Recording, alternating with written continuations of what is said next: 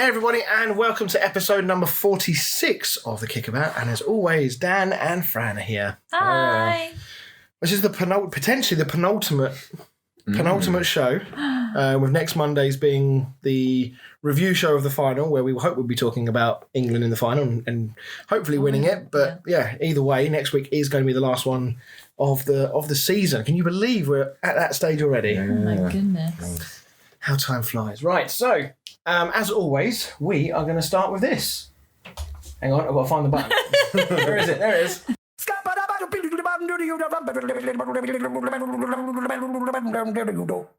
Dan the Stat Man. So for this week, I've got two because my first one. Because Chris did so well last week with it. Yeah, he's like, I'm not letting him get another one right. There's a bit of an age gap, I think, between sort of people that would know and that wouldn't know. So I thought I'd do two for the two different age genres. Okay. Meaning me. So the first one is Southgate is just the second manager to take England's men's team to both a semi-final of the World Cup and the European Championship. But which other England manager did the same? Okay. And my second one is Luke Shaw's assist for Harry Maguire was the first time two United players have combined for an England goal at a major tournament since who? Ooh, bloody hell. I can give you the date for that There's one. a pub quiz going on. So the last time it happened... Fran's back. Yeah. Last time it happened was Euro 2000. So that'll give you an idea of what sort of players were playing around that time. Oh, God. Okay. It doesn't Euro help. 2000. You would know them both. Yeah, all right. I think I'll have a guess. We'll, as always, we'll do that later, but I think I might have an educated. The first one, though, I mean, you're saying age gap between the two. So you're saying Euro 2000 is one. The first one, how old is that then? Oh, no, they were both right next to each other. Oh, okay. All It's right. just I wasn't around. Oh, yeah, If that makes sense. Youngins. Yeah. Right, okay. As I say, we'll do that later in the show. Let's talk Fantasy League briefly because we are closing in on the end of our £50 winners prize for our Fantasy League. And John Webb and Terry Holland still lead the way. It's still pretty close. John Webb 312, Terry Holland 308, and then Joe Roberts, Lewis and Dan all within sort of 15, 20 points. But with only 3 games to go. Yeah, Joe Morton's there as well, but he's a little way behind though, to be fair. I can't see him making the difference up. No. But yeah, we've only 3 games to go because there's no third and fourth playoff in the Euros, is there? Yeah, I believe there is. Is there? Yeah, on Saturday, that game. Hang on. Not according to the fixtures. Oh, I swear. I'm pretty sure there is. I didn't think they did it at the Euros, if I'm honest. I thought they only did it at the World Cup. Come on, Stat No, I Man. could be wrong. Give me 2 seconds. Come on, I'll we're a have look football on the podcast, fixtures. guys. This is embarrassing. I could have sworn there was on my wall chart. On your Oh wall my God, shirt. this is even worse. Oh, there is one. Right, okay, fine. In which case, 4 Actually, games. no, hang on. That's the Copa, That's the Copa America. Copa America. Maybe that. Oh, maybe there isn't then. That's 1 point for Welch. Yeah. Right, okay. Well, That's 3 games, interesting. as I was saying, 3 games left before the end of the Dream Team, and it looks like it's going to be one of John, Terry, Joe, or Lewis would be my guess. And one of those 4 are probably. Did you just say John Terry? Oh, was it? John and Terry? Right, okay, let's move on. We've got a lot of England talk tonight, which will please everyone. And I'm personally probably going to have to eat a little bit of humble pie based on the sort of tone I was taking last week. But we will cast our mind back initially to the England-Germany game. I appreciate that was almost a week ago now. But, you know, that's what happens when you record once a week and all the games keep coming literally the day after the show. Yeah. But, I mean, what a time to be alive. Yeah. What a time to be alive. First win over Germany in knockout stages since 66. I mean, where do we even start that performance? I mean, we got the lineup just about right, didn't we? We suspected a back 5. As did most people, to be fair. I think we all knew he was going to match him up, but it just worked like a charm, didn't it? Yeah. And I think we sort of, I mean, they definitely had chances, but I never felt like we were going to lose that game, to be honest. I mean, when Timo Werner had that one chance, but he's Timo Werner, so you just, leave the poor guy. but you're never quite confident with him. And I was actually gutted when they took him off. Yeah, me too. I was like, oh no, they're bringing on someone better now. Obviously, the big one was at 1-0 when Thomas Muller went through. Yeah. And if ever you need an advert for the emotions in football, the contrasting emotions between Sterling down on his knees and Muller down on his knees, but for such different reasons, and then within a second of each other, those emotions almost flipping round. Yeah. Everything absolutely incredible. And I think that was the moment that I felt it's our day. Yeah. Yeah, I mean, we obviously scored late on, didn't we? Which is, I think we scored, was it like the 75th or was it the 80th or something? Yeah, it was somewhere around that time. So when you score that late on, I mean, that's obviously a crashing blow to the other team. And you sort of usually are fairly confident you'll go on. But yeah, when Sterling I can't remember who he passed it to, but he passed it to a German player. Then I think he got dispossessed, didn't he? He dawdled on the ball and he got it nicked. He knew it though straight away, didn't he? Well, anyway, yeah. The second that ball broke and then they played the pass to Muller, you saw he was literally just about to disappear off the camera shot. But the way he hit it as well, it looked like it had gone in. Yeah. It looked like he'd rolled it into the bottom corner, and when it just went past the post. Yeah. I mean, talking of contrasting emotions, I mean, we've seen the shots of like the crowds in Germany where literally they all, like you say, it all looks like it's going and they're all like up shouting, and then that just instantaneous switch of emotions. I mean, it's glorious for us to watch, but I mean, we've been there, haven't we? We've been there as England fans. So let's talk lineup then. So we all thought that we'd see the five. We weren't entirely sure how he would line up from a sort of an attacking sense. He stuck with Saka. And it again worked pretty well. Saka did himself a good job, but I still felt it was a big gamble to stick with Kane. But of course, it paid off. He wasn't. I mean, up until the point he scored, I still thought he was really poor. Yeah, he only. I can't remember what it was. He touched the ball twice in the first half. Yeah, he touched the ball twice in the first half. Yeah. So yeah, I thought he still had a very poor game up until that point. But he was still dropping very deep. But as we will get onto later, we've seen what one goal can do to you. Yeah. And then, of course, the big introduction or the big change was when Jack Grealish came on. I mean, it's quite interesting, isn't it? I mean, we're probably going to end up dancing backwards and forwards between games here as we talk, but it's interesting that before the tournament started, all the talk was about Phil Foden. It was about Jack Grealish. It was about whether Maguire should be in the squad or not because of his lingering injury.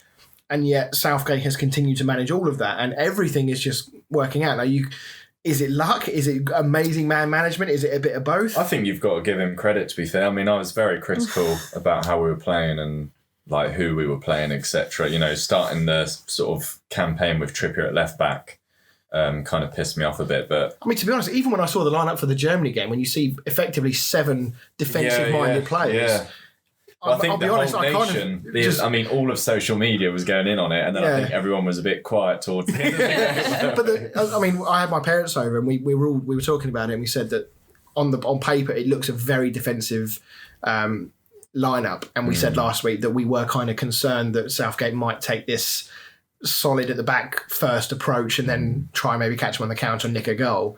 But the team was still set up but you can still play attacking football, as we saw in the end, with a defensive formation. Because those two fullbacks, if you allow them to be quite adventurous, then you give yourself effectively an extra 2 players going forward, as we saw it worked out when Grealish came on and Shaw got the overlap for Kane. Was it Kane's goal? No, Sterling's goal. It was Grealish who assisted for Kane, wasn't it? So, I think, as you say, a lot of credit needs to go to Southgate. I think it's worth saying, though, that the criticism that we gave and that everyone was giving the England team and Southgate, I don't agree with these people who suddenly go, yeah, where's all the Southgate haters now? Where's all the people who said we should drop Kane? It could have bounced either way. Well, exactly. Really. You can't just be Captain Hindsight all the time and just do that sort of thing. I think the big thing is admitting when you got it wrong. Yeah. Like, in terms of us, being able to admit that, you know, Southgate got it right. Like, I'm more than happy to admit that. 100%, because it's in our very big of you.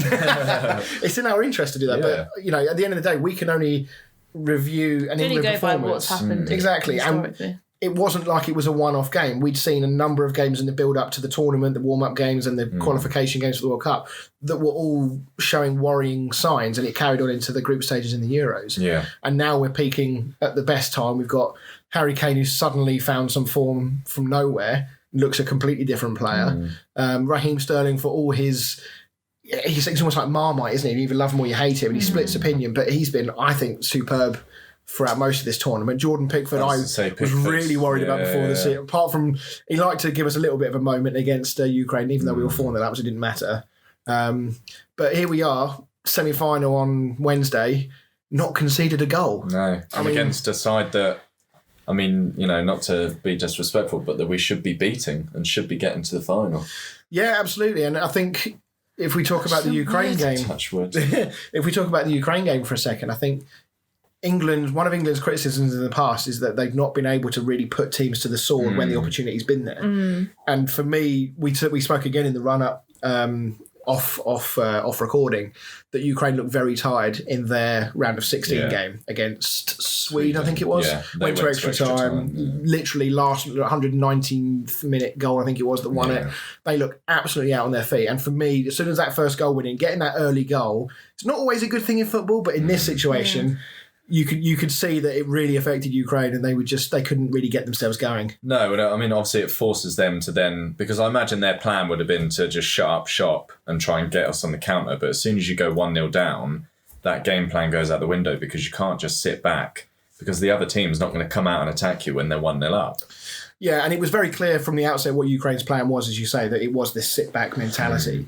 But scoring so early in the first half ruins any plan that Shevchenko had. And then scoring so early in the second half ruins whatever counter plan he had for the second half of the game. My only worry when we went 1-0 up so early was that we were going to make the same mistake we made against Croatia in the semi-final. And just sit. Where we just sort of sat and just kept inviting Especially pressure. When it just went a bit... and for sort of 10 minutes, Ukraine were all over us, and Kyle Walker had a few mistakes in him and seemed to just try to let the ball run past him. I have no idea what he was doing. Near him. Yeah, I don't know what he... I mean, to be fair, I think the Kyle Walker performance was the only... He was the only shaky one. Yeah, he was the only black mark on the overall performance, really. But the way Ukraine were going, I think if they'd have managed to get a goal, all the momentum would have been with them. And I mean, it would have been a real test for England to see how they would have coped with that. Well, I mean, like you say, we've not conceded a goal, so we have no idea how the players will react if we do eventually concede a goal. You know, if we've not gone 1-0 down, exactly, or we've not scored and then equalised, and we've not had to deal with that scenario. So, I mean, there will be an element of the players' mentality coming in here where they won't think they're invincible, but they'll be playing with the confidence as if they are. And as you say, the later we go in the tournament, the worse it actually potentially will become if we do concede a goal. We've not had that challenge. We've not had that before. We've not dealt with that pressure, especially as the next two games are at Wembley, so we're going to be in front of our own fans as well. You're making me nervous. So if that does happen, then it's going to be a real test for those players to see how they react to that, because it could be quite difficult to overcome that mental block. Oh shit, we finally conceded. Now what? Yeah. If we're 1-0 down in the second half and you've got 60,000 England fans getting a bit impatient or a bit nervous, then that'll start to sort of impact the players and that. Yeah. And Ukraine, I just felt their game plan was obviously quite defensive, and you could see, I think actually when you say we went 1-0 up, and sometimes it can be a bad point, but Ukraine were trying to play on the counter. They didn't really have any pace to do it. Yeah. The only chances they really had were because we gave the ball to them and we put ourselves under pressure. But because they never really got out, it was quite easy to control it. There was a bit of a lull though, wasn't there? Yeah, I think after the first goal, and then I remember saying, I don't know if I said it to you, I said to someone, I was like, it's just going to be a 1-0. It's just going to be a 1-0. I think Southgate must have said something at half time, because the players came out as a completely different team and we absolutely slaughtered them. Yeah. Must maybe that no Nick Evans. Maguire finally managed to get a header on target. Yeah. So it was an all a good game. Just quickly dancing back to the Germany game. I know you guys don't watch Formula One, but did you guys see Timo Werner at the weekend? No. So Timo Werner was at the Austrian Grand Prix on Sunday, clearly obviously Germany out of the tournament. Probably feeling quite awkward at the fact that he has to give an interview to English media anyway, because he knows what they're going to ask. He knows they're going to ask about the game and all that. But probably made worse by the fact that the lady interviewing him introduced him as the Germany goalkeeper. I'm not sure that went down too well. I mean, he had a mask on, so you couldn't really see his initial reaction, but there was a bit of a... it was just a really awkward moment. But yeah, I can't imagine that made him feel any better. Anyway, let's talk briefly about the selection that he chose for Ukraine. Again, another example of changing tactics to suit who you're playing. And he brought Sancho in for 90 minutes as well. He's a Premier League player now, isn't he? He is a Premier League player. You excited? Yeah. I'm happy the saga's finally over. And It's only taken 2 years. Yeah, hopefully we can start looking at some more signings. But yeah. But no, I thought his man management has been superb in this tournament, as we've already mentioned. But I think what's been very key is that the atmosphere within the group is very good, because we've almost got this Man City thing going on right now, where he's rotating players and no one seems to care. You saw how happy Jack Grealish was at the end of the game that we'd won. He didn't even get off the bench. Other players in a different scenario. I mean, we'll talk about France later and how they reacted to their loss. That's not happening with England. Everyone is pulling in the same direction. Everyone wants the same thing, and nobody seemingly is massively bothered if they're not directly involved with it at that moment. Do you think he's going to play Foden at some point? Because he hasn't. I think Foden's going to struggle right now. I think he's going to struggle to get back in. I can't see. I mean, he's not played since the Czech Republic game. I don't even know if he played in the Czech Republic game. I think he got pulled for that game. He wasn't even in the squad from memory. I'm pretty sure Scotland was the last game he played in. To be honest, I don't know if I don't think I would put him back in. I mean, every decision so far that Southgate has made has been good. So if he brings him back in, then there's obviously a reason. There'll be a reason behind it. He's got a particular tactic or style in mind that he thinks Foden is going to be best to implement. But if anything, I would rather Grealish came in. He doesn't play on the right though, does he? That's the thing. So who goes out? No, but Sterling is better off the right than off the left. Yeah. I think. Do you think he'll go for a 4 against Denmark, or do you think he'll go for a back 5? I think he would go with 4. You think he'll stick with 4? Yeah. My gut feeling is he'll stick with the 4. I don't think Denmark play with a 5. I don't believe they do. So he wouldn't need to match up at all. No, and with respect to Denmark, I don't know whether you'd need to match them, even if they were.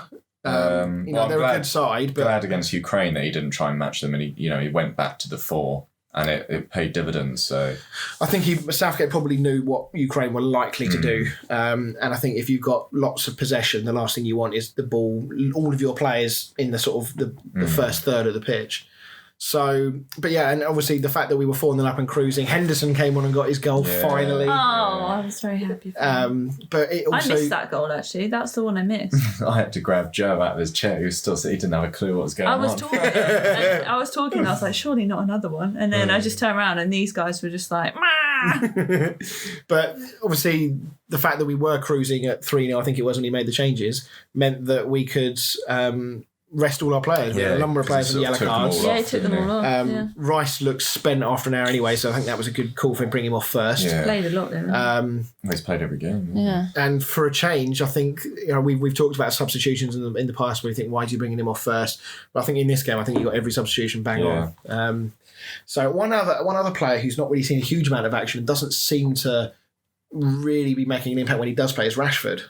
Yeah. I thought that. Calvert-Lewin obviously got a few minutes, but Rashford is not really. Rashford has been injured for a while. He's having surgery when he gets back from the tournament. Right.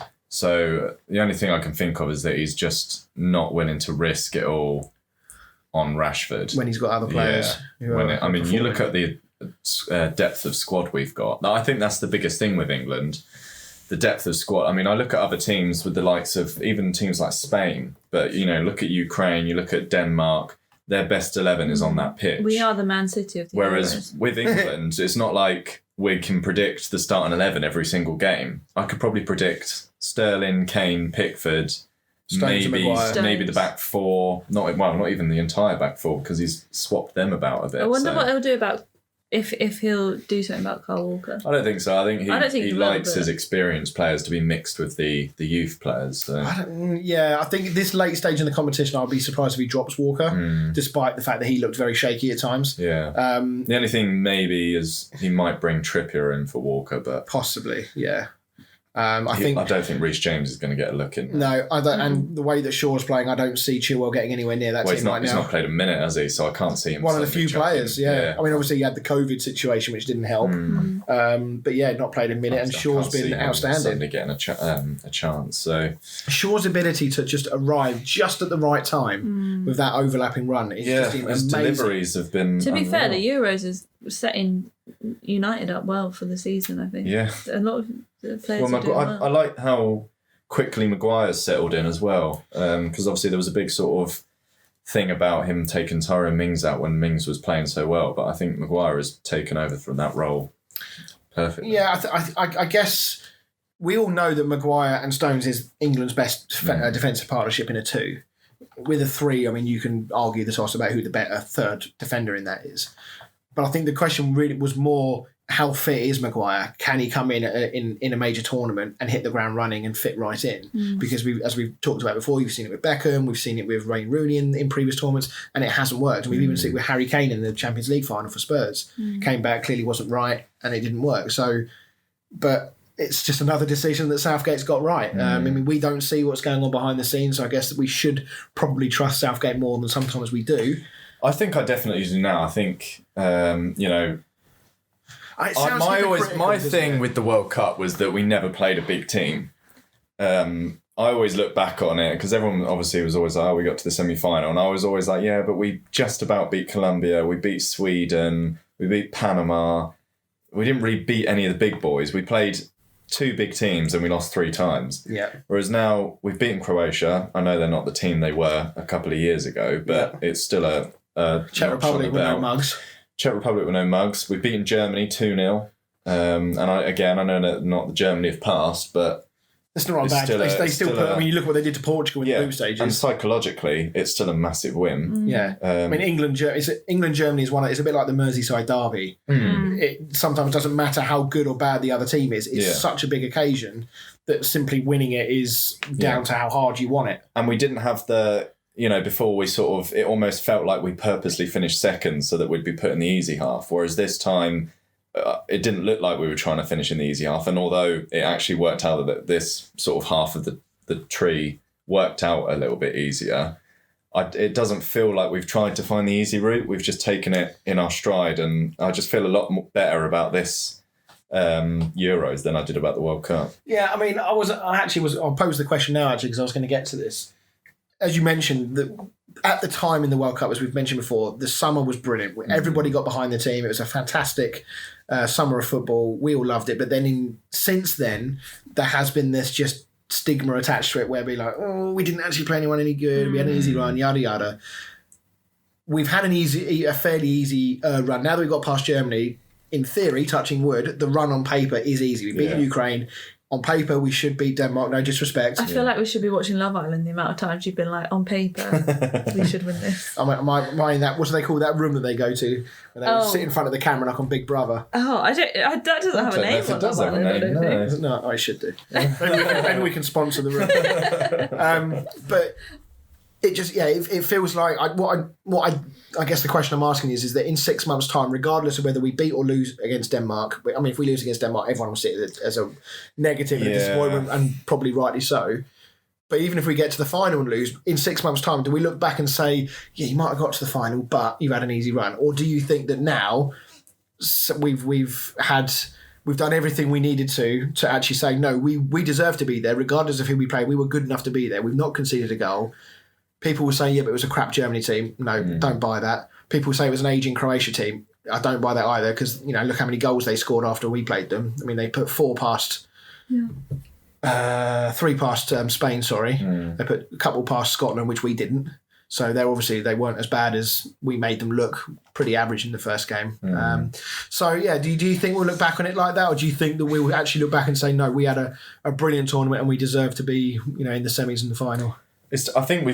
I think we've had a much better tournament than we have in the World Cup. I feel a lot prouder looking at England now than I did. Like I said before, I felt like we didn't really play anyone, and it felt like we took the easy route by finishing second. Yeah. And we still struggled against those teams.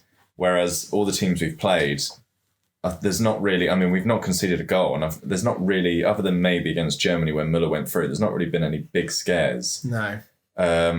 But saying would we be disappointed if we lost in the semis and stuff? I would be, because it's Denmark. If it was a team like Portugal, they've been doing well though, haven't they?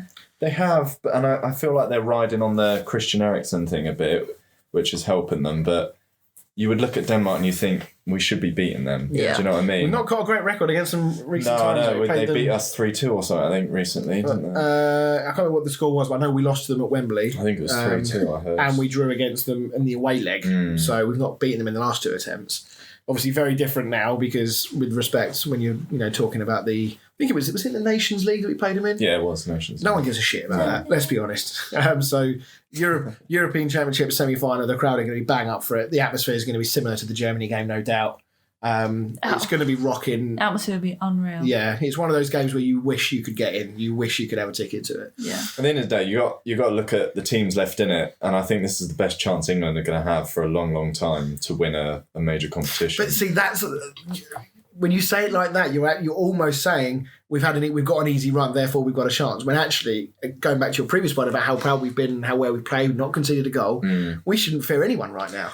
No, but I mean, we're invincible. You look at if we were playing like the Germany of a few years back or the Spain of a few years back, I'd be a bit like, that's just English pessimism, isn't it? Yeah, but they were world-class sides, whereas you look at this Spain team, they're not really all that. This Italy team is a brand new team, a bit like us, our England team. That Mancini's gone down a different route. He's still got the likes of Chiellini and Bonucci, but they're like a brand new team. They didn't even qualify for the World Cup. No. And then you've got Denmark, who is probably one of their best teams they've had in a long time, and they're riding off of what happened to Eriksen. But, you look at those three teams, and there's a reason we're favourites. Because you look at our team, and I would say player for player, we are much stronger than any of the teams left in it. I think I'd probably go along with that. I think the only, if you look at Italy's defence, breaking that down is my only potential question mark because they are so experienced, Chiellini and Bonucci, regardless of the fact that they've got a combined age of about 4,000. They are so experienced and they just love defending, don't they? They just they absolutely love what they do. They love putting their bodies on the line. They love the fight of a really strong battle in a game. And England are going to have to be at their very best to break them down. Yeah, I think it's kind of good for us if they get to the final that Spinazzola's out because he's been their standout player in my opinion. Yeah, you got to feel for him actually. Yeah, the tournament that he's had. Now they've got to play Emerson there, which I feel quite good about. So anyway, we're getting a little ahead of ourselves, so we still got the Denmark game to go. But let's just talk a few individual performances. We can't really talk about anybody else first other than Harry Kane. As we said, fairly poor performance up until the goal against Germany. Never questioned him. I always said he was a great player. I always said we should persevere with him. But my goodness, I mean, he just looks like a totally different player in that Ukraine game. You just need a goal, don't you? I think it's amazing. Got a good chance of being Golden Boot winner now. It's incredible, isn't it? But I mean, the first goal. There was some very average Ukraine defending on Thursday. I mean, the two goals that Harry Kane scored, I mean, he was given the freedom of the 18-yard box for both of them. Let's not talk it down, Chris. Let's not talk it down. But great finishes, nonetheless. What a goal that volley would have been as well.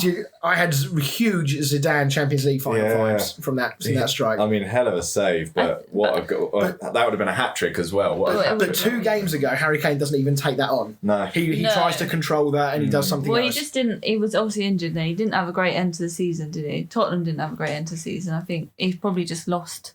He just lost it for a bit, didn't he? I think he needed that. I guess there was a lot of talk around his future and stuff, but there's still a lot of talk about his future. Yeah, he just needed excuses that goal, aside. I think it's good for England and fair play to Southgate for sticking with him because I think all of us were saying, play Calvert-Lewin. I don't think Southgate would ever have got rid of him. No, and it's a good job he didn't, and that's why we're not England managers. Well, absolutely, and that's why we're not England managers. But it's one of those ones that a manager places his hat on a pole and lives and dies by, because if they didn't work out, if we were sat here now and Harry Kane still hadn't been dropped and still hadn't scored, finished the tournament with 0 goals, we will be absolutely ripping him to shreds. But you have to give credit where credit's due. If you're going to criticise him for getting it wrong, you have to praise him for getting it right. So, and then one or two other players wanted to touch on as well. Jack Grealish. Now, has he killed his own potential at starting games because he's been so good coming off the bench? I think that I can imagine.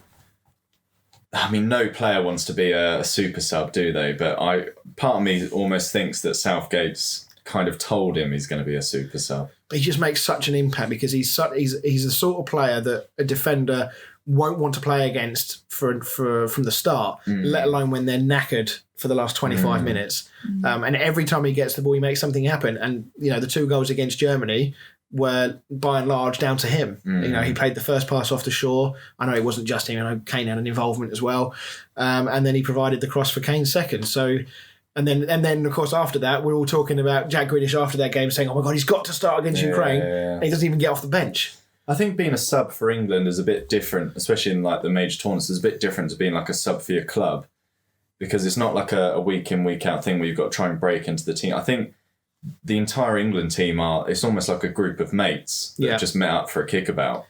Yeah, it doesn't seem like there's any, none of them sort of seem pissed off that they're like, I watched Belgium when Tielemans got subbed off. He was sort of having a bit of a paddy about it. But I don't really see that with any of the England players. When they get subbed off, I genuinely think they're all just happy. Yeah, like, I've not seen anyone throwing a paddy that they're not playing or they're being subbed off. They all just seem to know exactly what's going on. I mean, you see there's some of these videos that are appearing on social media of the England camp, and they're all in the pool. On the unicorns. Yeah, on there. And did you hear Saka scream when he fell off the unicorn? That was brilliant. But yeah, as you say, they just literally look like they've gone on a holiday to Butlins or something. They're just having such a great time. Having a great lads' holiday without the alcohol. Without the alcohol, there is something to be said for having a great atmosphere in a team. I heard that Southgate sort of made them all delete their social medias and stuff, so none of them could see like the negative comments and stuff. Probably like that. Probably a good thing. Yeah. Well, especially for people like Harry Kane and Sterling, people who post on their social media. Well, none of them post their own stuff, do they? No, they'll have people to do it for them. But I reckon they do. No. I mean, Harry Kane can't spell. Rashford managed to tweet while he was playing, so I don't Not that when he was on the bench. So other stuff, I reckon they do. Maybe he was just having a quick flick through Twitter while he was on the bench.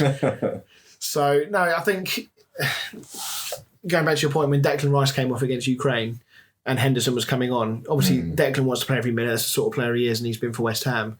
But he's been subbed after 60 minutes. He probably knows why. Southgate's probably said, look, if we can get a couple of goals off, I do plan on resting you. A, because you need a rest, but also because you're on a yellow. Yeah. But he was pumping Henderson up to come on off the bench. And Henderson he's vice captain, is he not? Yeah. So for somebody to come on and basically say to Henderson, come on, get out there and finish the job sort of thing. That's the sort of camaraderie. And did you see Henderson when he was waiting to come on? No. And then Harry Kane scored. And he was stood next to Southgate waiting to come on, and then he literally just sprinted down the lines against him. See, again, I mean, yeah, it's just... Oh, they're so cute, aren't they? There'll be a DVD out about this. I bloody love it. Behind the scenes stuff. So, right, okay, let's just very, very quickly then talk about the defence and how well they've done, because not conceding a goal in a major tournament, I haven't actually checked to see if there's any kind of record I don't know. being broken or in danger of being broken. I did see that all the winners of like previous tournaments, like Germany, Spain, the most goals they conceded were like 2, 3. There's never been sort of any more than that. So there was us saying, we want them to go out and win games like 4-3, 5-4. But I think Southgate's got it nailed down. If we can win 4-0, great. If you don't concede goals, you're not going to lose games. So, well, the old saying, isn't it? Attackers win your games, defences win you championships. Yeah, that's how the saying goes. Something I saw was quite interesting. The 4 semi-finalists played all of their group games in their home stadiums. Really? Home advantage. And obviously with the crowd back. And we've got the home advantage. So, we've had a quick little day trip out to Rome, and now we're back home for the next 2 years. I do think John Stones has had a very good tournament. He still worries me a little bit, though, when I see him on the ball. Maybe it's just because he's on the same side as Kyle Walker. Compared to Kyle Walker, though. Yeah, that's true. I think he's been pretty good. No, he has been good. I think it's just because... He's just had a great year, to be honest. In the back of my mind, I'm still thinking about those games against Holland, where he gave away 2 goals. Yeah. Well, Croatia in the semi-final. But I think, he's had like a little resurgence at Man City, hasn't he? Yeah, this season for City has been a godsend for him, really, because he wouldn't have even been anywhere near the England team before this season. No. Yeah. So, no, but they've been superb. Jordan Pickford did his best to give a few England fans a bit of a heart attack at the weekend. We were already 4-0 up, but he came out and had a slice and parried one straight back where it came from a shot. But by and large, he's been very calm. Yeah. And my worry with him was that he was a bit of that Joe Hart. We said this before. He's quite busy. He wants to get involved in everything. But he's not really been like that so much. He's really... I don't know if it's this new haircut, this new 80s boy band haircut that he's sporting. But he's changed. And I think he's changed for the better, because he seems to be much more focused and concentrating on what he actually needs to do. I can see Everton putting a bid in for him from England. Trying to get that England goalkeeper. I had to take a second. I'm glad you explained that. I was like, does he not know? He was like Ghana and Guyana again. Oh dear. So, right, let's take a break then, and when we come back, we will talk more European stuff, and we'll talk about the transfer world. See you in a minute.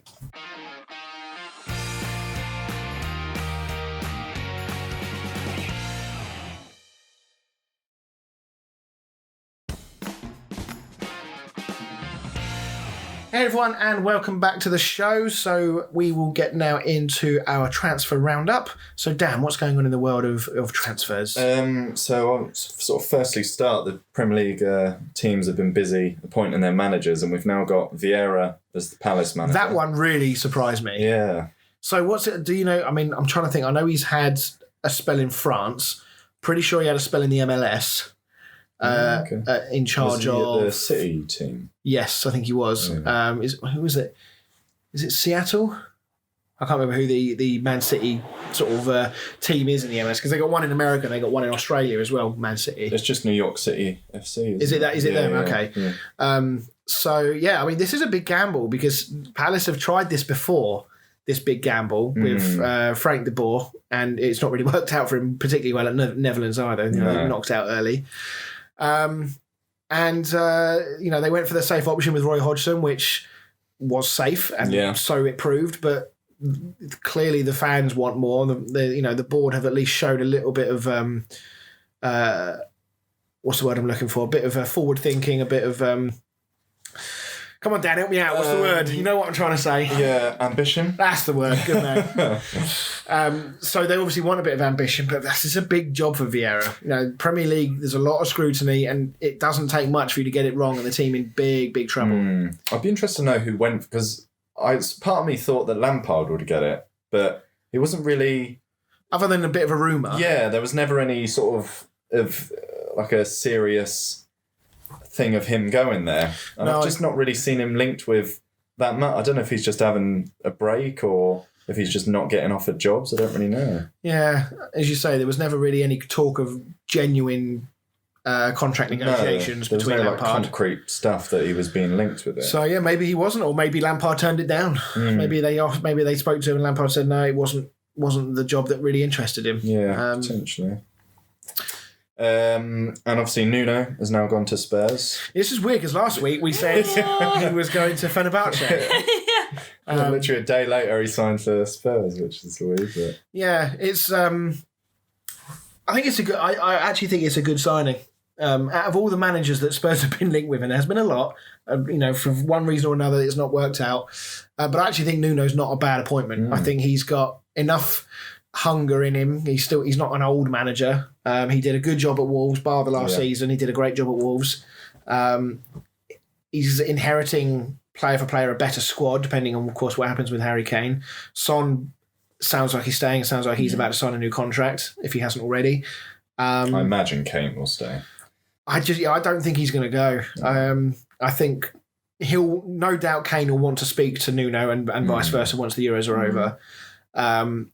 And I think that Kane will give Nuno a season.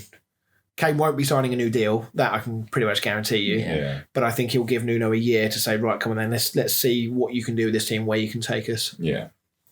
And I can't remember if we spoke about this on the last podcast or not, but obviously Everton have signed Benitez as their boss.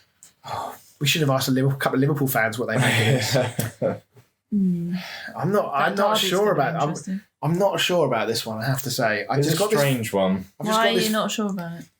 He's been around a long time now, Benitez. You kind of wonder, has he still got the hunger? A little bit like Ancelotti, really. Yeah. Is this just nothing is really going to tarnish his legacy and what he's done in his various jobs at Real Madrid and at Liverpool and at Chelsea and whatnot, and at Newcastle as well, where he's a legend. It just feels like to me like he's, I don't know, just going through the motions of all these other clubs, a bit like people like Ancelotti, Gus Hiddink. Yeah. I mean, it's a big signing for Everton, and it's a bit of a kick in the teeth to Liverpool, in my opinion. It's been a long time, though, since he's been in Liverpool. Yeah, but I feel like he's known as the Liverpool manager. Do you know what I mean? It's a bit like it's not quite a Kenny Dalglish, but I know what you mean, because obviously the famous Champions League final win under him was something they'll never forget. It's been a long time, but do you not think that the success that Klopp has had at the club doesn't make people forget about Benitez, but maybe it makes the impact of him going to their nearest rivals a bit lesser. I'm sure Liverpool aren't really. I'm sure they don't really care that much. If Liverpool weren't in the situation they are right now, with a manager like they've had, with the success they've had recently, then I think it would really sting. But because they've got a great manager, they've had some amazing success in recent years. I don't think they'll be as bothered. There'll be a few. I think there'll be some boos when they play each other. Yeah. But it will be interesting to see that first Merseyside derby when it's at Anfield, on the presumption that we've got fans in the stadium as well. That's going to be very interesting to see. Van Dijk v Pickford. Oh God, yeah. Oh, no. Imagine Van Dijk just. He's not going up for corners. Him in the head. Even though he's just not going to go up for corners. He's like, no, you crack on. Danny Ings has rejected a new contract at Southampton. Apparently, he wants to leave and join a bigger team. I think we kind of saw this coming. How long has he got left? 12 months on his contract. Yeah, he's got 1 year left. Yeah. I suppose the question is now: what does Southampton do? Do they try and keep him for another year, or do they try and cash on him Try now? and get some money on him. Yeah. Where do you think he'll go? Well, he's been linked with, I think, Arsenal, United, and Liverpool. Back to Liverpool. Yeah. Would he get in? Would he play? Well, that's the thing. Play that much. I mean, he's 28. Not saying that 28's old, but I could see him going to a West Ham. I think it'd be a perfect fit for someone like West Ham. I just can't see him getting in at a United or a Liverpool, even Arsenal. I mean, they've got Aubameyang and Lacazette. I can't see him getting in ahead of those two. And they've got a couple of decent youngsters coming through, Martinelli and Nketiah. Yeah. Actually, to be fair, Danny Ings would suit a David Moore. I thought you were done with the transfer. Put your phone down. I think Danny Ings would suit West Ham, actually, to be fair, the way we play, because he is a very dynamic, hard-working centre forward. We often play one up, so you need somebody who is prepared to put themselves around. He links in well, he works hard defensively, and he knows where the back of the net is, which we need, because we can't keep relying on Antonio, who's only going to play 10 games before he gets injured, especially with the European campaign coming up, so we need players. I think I agree. I think I don't see him going for a big side. I'm going to caveat this because this is going to sound horrible, but I'm not including Arsenal in that. Do you know what I mean? Because of where Arsenal they're are, not in Europe, are they? So Danny Ings, with respect, is the sort of player that Arsenal need to go for. Yeah. Somebody that they can get slightly on the cheap, who's not going to look at them and think, I want to go and play for a club in the Champions League. Again, Danny Ings might actually turn around and say, no, I think I'm good enough to go and play for a team in Europe. Could he go to Spurs? As a number two to Kane, or would he want to go as number two? I was going to say, would he want to go as a number two? That's not really a step-up challenge, is it?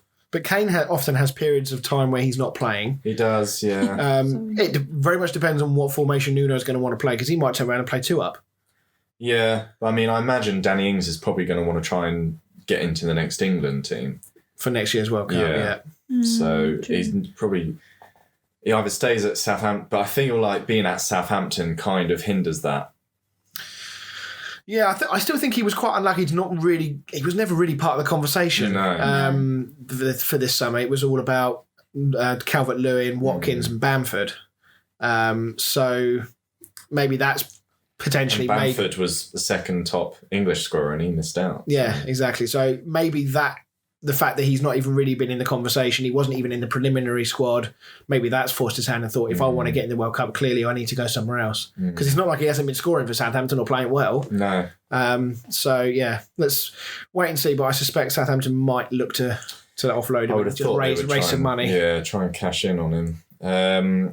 Again, I can't remember if we spoke about this one. I don't think we did, but Billy Gilmore's joined Norwich on loan. We did talk about that. We did. Yeah, that's a very good signing. We can skip that one then. I sent this one to you earlier that United have apparently agreed personal terms with Varane. Yeah, this is big. I mean, he plays for Real Madrid in France. This is big for United because obviously the Sancho deal is, as far as we know, is agreed. Is it 100%? No, but to me, it feels like it happened with Ramos a few years ago where he said that he was going to leave Real Madrid and they weren't offering him the money he wanted and he wanted a new challenge. He was going to go to United and then all of a sudden Real Madrid offered him a load of money. So you think there's still a chance he stays? I think this is another give me my money or I'm going to pretend I'm going elsewhere. But look how well he's getting on with fellow United people in England. Maybe he was. For me, I think it's a power play. Really? What, from him or his agent? But this is the thing though, because Probably his agent, but supposedly the deal has been agreed with Dortmund though, so that we're not saying that the deal has been agreed with the player. So the power move can't. Dortmund? Who are you on about? Sorry, Sancho. Sancho. I was on about what are we talking about here? I was talking about Sancho. Are you talking about Varane? Yeah, I was talking about Sancho. I was talking about Sancho.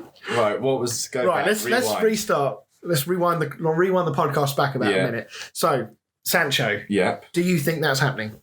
Yeah. Oh yeah, 100%. Oh, Right, okay. Sorry. Yeah. Sorry, listeners, for wasting 10 minutes of your time.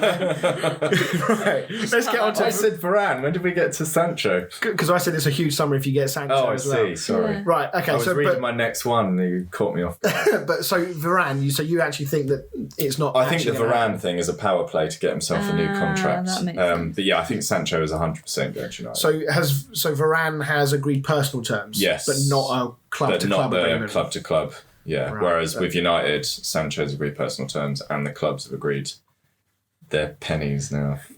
Yeah, 79 million is it? I thought it was slightly less. Was it 75? Yeah, I think it's around. There must be some more add-ons because obviously they. There's wanted probably the, add-ons with all the other stuff. Yeah. Maybe that's why he's not playing for England. Maybe there's some if he plays X number of international games. Yeah, maybe Ollie's had a word with Southgate. Don't play him because it's going to cost us another 10 million. Probably. And Spurs apparently interested in Lorenzo Insigne from Italy. Who's he playing for at the moment? Napoli, 30 years old. I mean, Where'd you play him? I mean, bearing in mind Son left wing, who's right wing? Because Lucas Moura. Yeah, but he's never been first team every single week on any manager at Spurs than one of the last two managers. For me, I'm just not a massive fan of signing players that are over 30.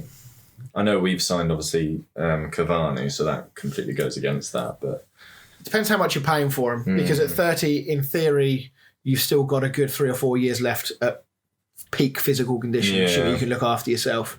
Depending it's on the tougher top, with wingers, though. Yeah, that's what I was about to say. If he's a winger that relies on pace, you're pushing it, asking for 3 or 4 years. So it depends what sort of price.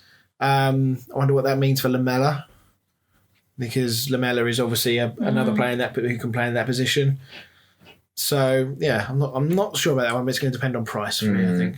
And lastly, Chelsea. Apparently, Arsenal are going to put in a third bid for Ben White, but at the same time, Chelsea are going to try and hijack that bid. He's flavour of the month, this boy, isn't he? He is, isn't he? I haven't even seen him play, really.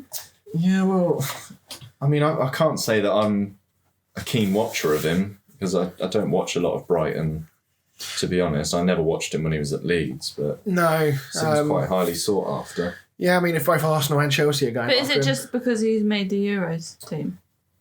Well, he didn't really. He got Well, called yeah, up. but I mean, that's where all of this is kind of stemmed from, isn't it? Like, no one was talking about him before, and then he suddenly... What, are you suggesting that maybe his value's been inflated because of that? because he's made the squad. Possibly. The fact that he's English, his price goes up to like 50, 60 million. You can't tell me a Brighton centre-back is worth 50, 60 million. Well, it goes back to what we said last week about Wan-Bissaka, doesn't it? Well, exactly that, yeah. It's English talent we were paying for future because he is quite young. He's like 24, I think we 24, looked last week. Yeah. But But I'll still stand by that Harry Maguire's not worth 80 million. no. It's just because he's English, it adds on 30, 40 million. Yeah, I don't know. I think Chelsea would be a better fit than Arsenal would be. Well, they've got like 20 centre-backs. Well, Thiago's not going to go on forever, is he? No, He's not getting any... Zuma, Christensen, they're just sold to Mori. Yeah, they have. They've still got Rudiger. But I guess does Tuchel play three at the back? He does, doesn't he? Does he play three centre backs? So yeah, maybe that would make sense. Make a bit more sense then. But yeah, I mean, if from Brighton's point of view, if they can get 50 odd million for him, I think that's fantastic business. And they've just got to make sure they invest that back in the team. They need a decent striker, Brighton. Yes, they do. Right, let's talk then some European stuff then. It's been an amazing tournament overall so far with some really good games, some big upsets. And of course, since we last recorded last Monday, the France-Switzerland game, of course, was actually going on at the time. You left my house at 3-1 France. Within about 2 minutes of me closing the door, it was 3-3. And then, of course, they lost on penalties with Mbappe missing the penultimate penalty. So everybody's favourites, including ours, was out in the round of 16. I mean, did you see there was a massive petition going around that they should redo the penalty shootout? What, because someone was supposedly off his line? Yeah. Imagine they were just like, oh yeah, actually. Yeah, let's rewind. All those games that have since happened, like, they're all not gonna count. Did you hear about all the negative stuff coming out from France after this game? That all the players, lots of infighting. Yeah. I mean, this is not the first time this has happened with France. Those of you that remember, so I think it was the 2010 World Cup in South Africa where they didn't make it out of the group, and I think that was actually the time where there was one or two fairly big name players that basically never played for the senior team ever again. We're trying to think. Was Benzema one of them? Probably. He's been around. He's been around a long time. Apparently Pogba was involved because he wasn't doing his defensive duty. Yes. Oh, fucking course he was involved. He's a nightmare. Yeah, he's always involved, isn't he? Whenever there's trouble, Pogba's always around. But so yeah, apparently Pavard, the fullback, was getting whinged at by Pogba for not defending properly. Then one of the centre-backs, I can't remember who it was, piled in on Pavard as well. Pavard then bit back and said to Pogba, well, you're in midfield and you're doing fuck all defensively.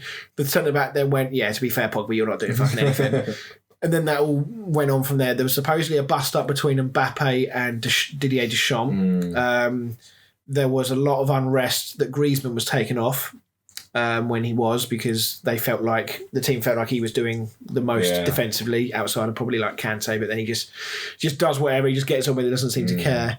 And then, of course, Mbappe misses the penalty, and he didn't score a single goal, did he? He's had a very poor tournament by his standards, of course. I mean, he's set very high standards for himself. He's had one goal disallowed in one of the games, which was a great finish, but it was correctly ruled out for offside. But yeah, I mean, obviously there's been some talk about his future at PSG, but he's probably not helped himself a huge amount with these performances and what's since come out, because I think Mbappe was also involved in some bitterness in the team as well. People thinking, I think, that his ego was too big and he was getting a bit too big for his boots. I can't remember where I read it, but someone was saying that apparently he's sort of not signing a new contract for PSG and he's refusing to sign it and he wants more money and then it was either like an ex-manager or someone like that or someone associated with PSG said just let him rot in the reserves. Really? That's what they think of him then. Yeah. So yeah, I mean, he was touted as the next big golden boy, wasn't he, of the next generation? He's still very young, so his career in legacy is not going to be defined by an average summer tournament. Problem with these price tags, though, like clubs can't afford to pay 600 million, etc., for players like Mbappe. They want to be moving around and that, but it's like Pogba, he wants to go, but nobody can afford him. I think what will also come into this as well, one thing that maybe we haven't considered is when big money is paid for players, and I think to the Ronaldo deal between Real Madrid and Juventus. Juventus, I think, paid 80 million for him from memory, and of course he was 33, 34 at the time, which is a huge amount of money for someone of that age. But they made 3/4 of that back on day one shirt sales. Yeah. Now, I wonder if there's an element of, we've talked often about how there's not enough money flying around at the moment because of the pandemic and whatnot, that people are not going to want to spend 120 million on a player. Maybe they're thinking, actually, one of the reasons they won't, it's not because they haven't got the money, it's because they know they won't get it back as quickly because there's not enough money in the general consumer world to go and spend 80, 90 pound on a shirt with a name on the back. I mean, you think PSG paid 196 million for Mbappe? Did they really? Yeah. Holy shit, I didn't realise it was that high. Yeah, that's going to be hard to claw back. Yeah, that is. I mean, 70, 80 quid on a shirt, that's a lot of money for people these days. I mean, when we ran our competition at Christmas and the winner chose a PSG kit. And yeah, thanks for that. Yeah, I know. Cheers for that. I actually picked one of the most expensive ones. But yeah, I mean, generally, like even the New England kit, that's 70, 80 quid, and they change that every freaking year. Yeah. So there's only so much money that people are going to continue to pay at your club when you do all this sort of thing. So maybe that comes into it. But massive disappointment for France. Let's move on to the quarterfinals. Belgium-Italy was probably the standout, other than the England game, of course, was the standout game. Cracking game, backwards and forwards. But Belgium again, perennial underachievers. We said this before, and another opportunity goes. Do we think that's that for them now? I think so. I mean, De Bruyne and Hazard aren't getting any younger, are they? And they're not going to be getting any better. And you look at their back line, they had Vermaelen, who plays in the Japanese league. Is he still out there? Yeah. Is he? I actually wonder where he's gone. So, yeah, on that point, so age-wise, we've said that maybe this is the last chance. Because the World Cup is coming around so quickly, might just creep a few of them in there. I still think that back line The back line needs to change. Yeah. I mean, if you look at their back line, Vermaelen, 35, Vertonghen, 34, Boyata, 30, Alderweireld, 32. Not a single one of your defenders there. I mean, I know they're all not all gonna play at the same time. But then even if you go down to Axel Witsel, 32, Dries Mertens, 34, Nasser Chadli, 31, Hazard and De Bruyne are both 30. Yeah. Meunier, 29. It feels like yesterday I heard about him and thought he was really young still. I didn't realise he was that old. And even, Lukaku's probably one of their youngest players. Lukaku, literally, from the squad that they've got for these Euros, he is very much in the bottom half at 28. Yeah. Outside of Jeremy Doku, who's 19, their next youngest player is Tielemans at 24. You compare that to the England team, and the average age of the England team, it's stark difference. So, if you look, and these other younger players here, are these the players that are going to take them to the next level to bring in the next generation when you're talking about Michy Batshuayi and Jason Denayer? Well, I saw they've still got Benteke on the bench, haven't they? Did you see that about Benteke, actually? So it was in the Belgium-Italy game. It was the 95th minute, and there's only 6 minutes of added on time. Martinez signals to Benteke to bring him on, right? He's still putting his shirt on as the referee blows for full time, and Benteke throws a right wobbly on the sideline. As you would rightly say, what on earth is Martinez doing? Bringing Benteke on in the 95th minute when there's only 6 minutes of added on time. Either just don't bring him on at that point because there's no point, but why not bring him in earlier? I just don't see. He clearly did not trust his bench in that game at all, and that worries me. It wouldn't surprise me, that after this tournament, maybe the next World Cup that Martinez goes. I was going to say, I think they'll keep him for the World Cup just because it's such a quick turnaround. Yeah. But yeah, I think they should have done a lot better with the team they had. But I mean, you look at that team, with the England team, I look at the England team and I think we're probably going to have that team for the next 6, 7, 8 years. Yeah, I mean, probably up until, you would argue, some of those players up until sort of the early part of the next decade. Yeah. Foden, Reece James, Mason Mount, Declan Rice, Calvin Phillips. These are all young players. The only ones that are going to be not there would be people like Sterling, Kane, Maguire, and Kyle Walker. But we've got players still coming through behind them. I think that's the same with a lot. I think a lot of the nations have done a rebuild. I mean, you look at Italy's team; they've got a lot more younger players. Obviously, their 2 centre backs are their experienced players, but the rest of their players are sort of fairly unheard of. Same with Spain; they've got more younger players in their team. That Pedri's like 18 years old for Barcelona. Germany is a much younger team than they sort of backtracked a bit because he tried to have a really young team and it didn't work. So he called up the likes of Müller and Hummels again. But you look around, a lot of the nations are starting to do what England have done and try to rebuild a team again. Whereas Belgium, I feel, are at the other end of the scale where all their players are aging and they've got to go back to the start again. Yeah, they've not really thought about the next generation. Yeah. They've been so focused on this one that they've not really considered what's next. That Doku looks like a very good player, but other than that, I can't see any, like you say, the next youngest was 24.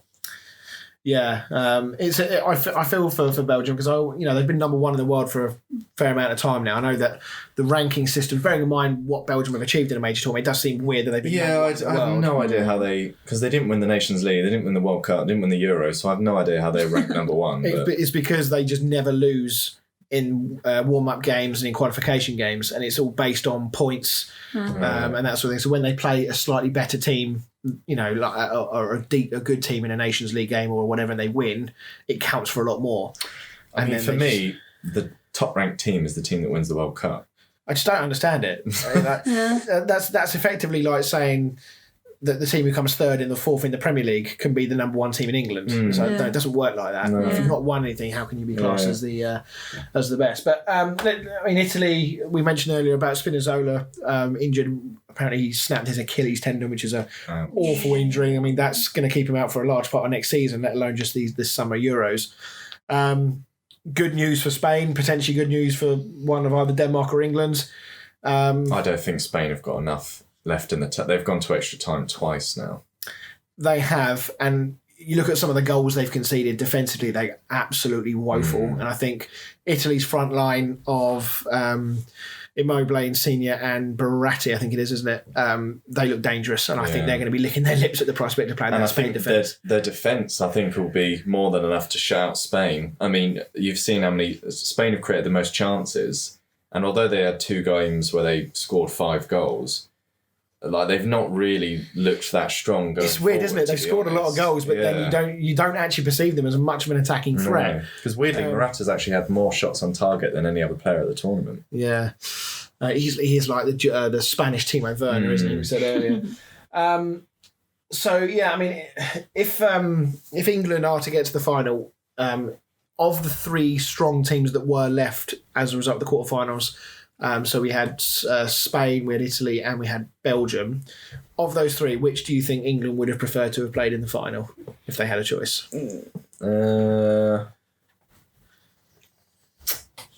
For me, the weakest out of the 3 is Spain. Yeah. I personally think, and this is going to cause controversy, I personally think that England would actually prefer to play Italy. I just feel like the way in which Gareth Southgate is able to manipulate... matches, didn't you? Huh? You think, like... It's similar play, don't you? Yeah, I think that Italy can be contained easier than Belgium and Spain can.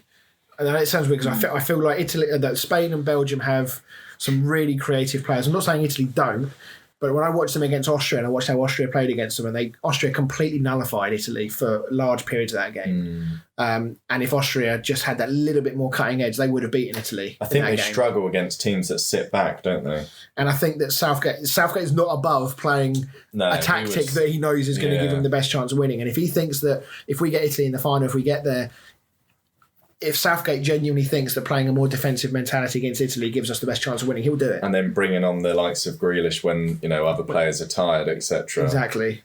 We've got the what am I trying to say? We've got the sort of tools in our army. Yeah. To use, to play that way. And at the end of I said it last week, I don't care how we win as long as we win. Yeah. And I go back to my previous point earlier, I don't think England should be particularly afraid of anyone now. Because we're playing so well, the confidence is so high. I think they will literally be ready to take on anybody. But I just feel that player for player, the way we've been able to switch players around to fit a particular opponent, I think Italy, we could better adapt our game to defeat Italy than we would be able to defeat Belgium and Spain. So I think Belgium and Spain have the ability to really just turn games with the amount of pace and creativity they've got. And Italy, for all well they've played, they're a much more disciplined side than they are free-flowing attacking, in my personal opinion. I mean, people can tell me I'm wrong or whatnot, but I think that if it were me, I'd choose Italy. Fair enough. That's me. Let's talk on the subject of Spain. Let's talk the Spain-Switzerland game. Bit of a strange game. It could have gone either way. I think the red card for Switzerland kind of put pay to any chance of Switzerland winning it in normal time and in extra time. What did we think of the red card? Bit soft in my opinion. Bit soft, yeah. Do you think, because this was Michael Oliver, wasn't it? This was the English. Is it just the most Premier League English thing that when there's a genuine VAR controversy at a European Championship, in which VAR, in fairness, has done a pretty good job, that it involves English officials? I'm pretty sure the commentator said that sort of this is why English refs don't get selected for finals. Yeah. What made me laugh as well is I think it was on ITV, because they always have the bit like BT Sport do, they have the referee there, Peter Walton, on. And Peter Walton was saying, like, he's out of control, he's endangering the opponent, therefore I agree it's a red. And I think Lee Dixon was on commentary and went, I don't care what Peter Walton says, that's not a red card. And I have to say I agree with him. I don't when a player goes in supposedly two-footed, what I'm looking for is the amount of speed and recklessness he's going in with, and normally you see that extension of the leg when they're really lunging for the ball. Yeah. And I didn't see either of those two things. And it felt like, I think he won the ball first and foremost. I know that's not always taken into account when you go in stud showing these days. But I don't think there was any danger to the player, particularly. When you look at the game in this, I think it was Sweden-Ukraine game, where the guy cleared the ball, made no real attempt to injure the player, but unfortunately virtually broke the guy's leg in half. You have to say, look, even though it was accidental, you have endangered the safety of the opponent, therefore you have to go. In this situation, I don't see that. I don't see what about that challenge, other than the fact his studs were showing, that made that a red card. It's not quite the same. It reminds me when I was watching pretty sure it was the Belgium-Italy game, and the ball got put into the box. Obviously, Belgium were trying to get a goal sort of last minute of the game. And Donnarumma pretty much jumps on top of the attacker's back and punches the ball. And then, obviously, from that height, he falls to the floor crying. And the ref gives the free kick to Donnarumma. And the commentator is saying, I don't understand how that can be a free kick to Donnarumma. If anything, it's the other way around. Yeah, when he's the one jumping on top of the striker's back to punch the ball. But it's referees have certain decisions and certain things that go on during games that almost give them get-out clauses.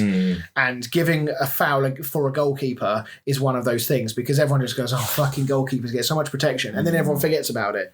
Whereas in reality, as you say, there was one, I think, I'm going to say it was De Gea, actually. He came out. He's not played at all, so it wasn't. No, I'm talking Premier League. Sorry. Okay.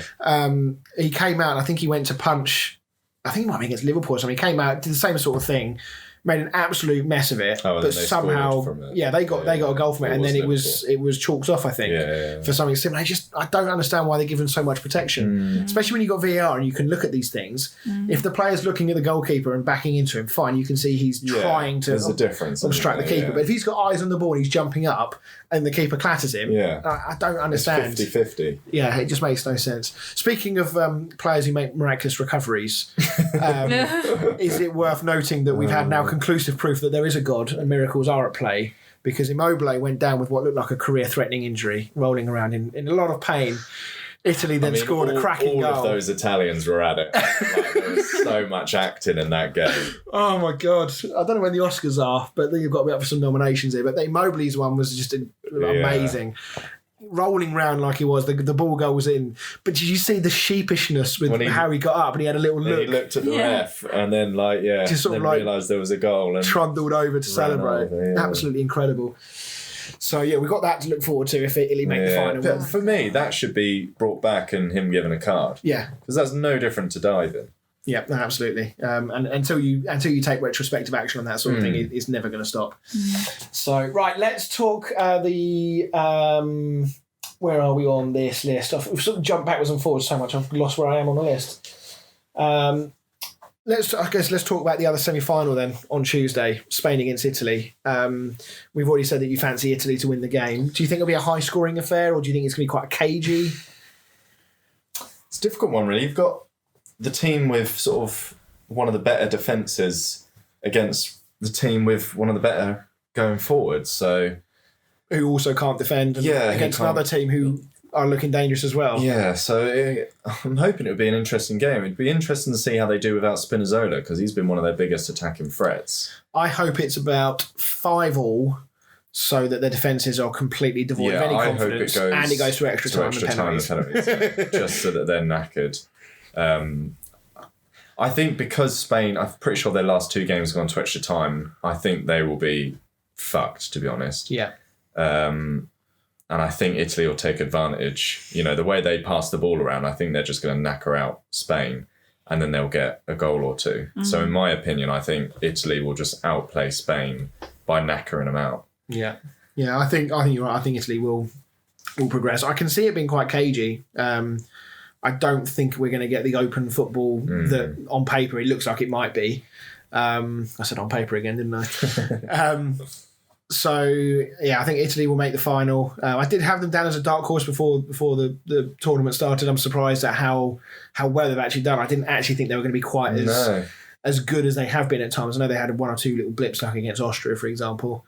But I thought they were good against Belgium. Belgium had their chances and could have easily have brought that game back, but Italy held on.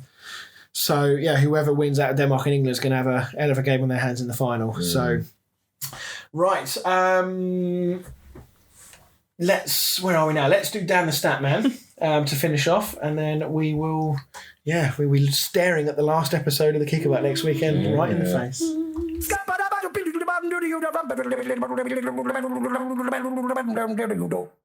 Damn the stat, man! So first one is Gareth Southgate is just the second manager to take England's men's team to both the semi-final. No, I've messed that up. To the semi-final of both the World Cup and the European Championships. But can you tell me who else did it? Tony Venables? No. Glenn Hoddle? No. Am I going the wrong way? Or do I need to go older? Older. Fucking hell. Bobby Robson? Nope. Kevin Keegan? Nope. I'm running out of previous England managers. I think I'm out. Alf Ramsey. Alf Ramsey? 1966 and 1968. Oh, hang on a minute. You said at the start they were around the same time. And you said 1966 and 1968. One after the other. Okay, I misgot that then. No, because when I asked earlier about, you said that one was at Euro 2000 for your other stat, and I said, are they both together? Sorry. I thought you meant where the Euros Tell and the you World what, Cup you next two to have each not other. been on the same wavelength. It's been a long year, Fran, all right? Anyway, the second one, Luke Shaw's assist for Harry Maguire was the first time two United players have combined for an England goal at a major tournament since who? Is one of them Teddy Sheringham? No. Is one of them David Beckham? It is indeed. So David Beckham to assist goals? Yes. Yeah. Against Portugal. Nice. There you go. I got one of them. There we go. Yeah. Back on the same page. Right. Okay. Well, do you know what? One thing very quickly before we go, I completely forgot. The Spain-Switzerland game, the penalty shootout. Completely forgot to mention this. How much of a fucking shit show was that? Unbelievable how these are professional footballers. Some of the penalties, they look like they've never kicked a ball before in their life. And quick rant, why do players do this stuttering? Can someone explain it to me? Because so many of them tried it and got it wrong. Yeah, it's the same with Panenka though, isn't it? When it works, it sort of looks good, but when it doesn't, you just look like a twat. But like, you've got an uncontested shot from 12 yards where the goalie cannot come off his line, and he definitely can't now with VAR about. Just fucking put your foot through it and stick it in the corner. You say that, I think one of the players literally skied it over the bar. And for me, that is the worst way you can miss a penalty, is by completely missing the goal. If he's going to go side foot and lean so far back he was almost horizontal, then it's going to go up. But, I mean, just get a little bit of height on it, stick it in a corner. And, you know, these professional footballers, man, they should be able to take a free shot from 12 yards. I get there's pressure. Different when you've got, like, 40,000 people I know. watching you. But equally, then, if you've got 40,000 people watching and you've still got the bollocks to do a stuttery Panenka penalty where you're waiting to see if the keeper dives, then you've got enough bollocks just to put your foot through it. Yeah. But anyway, that's my quick. Interestingly, I think it was Lee Dixon. I can't remember who was commentating on the game, but it said he finds it interesting that players always walk and soak up the pressure rather than just sort of running down there and getting done with quickly. Yeah, well, let's hope that England don't have to go through any of this. And let's hope that one way or the other it's settled without the need of penalties. I'd rather lose in extra time than lose on penalties, frankly. Would you? Yeah, I just don't want the penalty shootout. The World Cup stress in the Colombia game and that penalty shootout was just too much for me. Especially when Eric Dyer walked up. Jesus Christ. It's great when the range of emotions. Oh, it was brilliant. But the range of emotions when I saw Eric Dyer step up to take the winning penalty, the entire pub I was in just went, oh, for fuck's sake. Yeah, it's like that when I was watching United against bloody Villarreal. You start seeing Lindelof and Fred and De Gea. Oh dear. Right. Okay. So as I mentioned, next week is going to be our last show of the season before we take a little hiatus for a few weeks and then we come back ready for the start of the Premier League season. But in the meantime, we are going to be doing some other YouTube stuff in between those few weeks. So keep your eyes peeled for that. But as always, thank you very much for listening, and we will see you all next week where hopefully we're going to be celebrating a European Championship victory. Yay! See you later. Bye. Bye.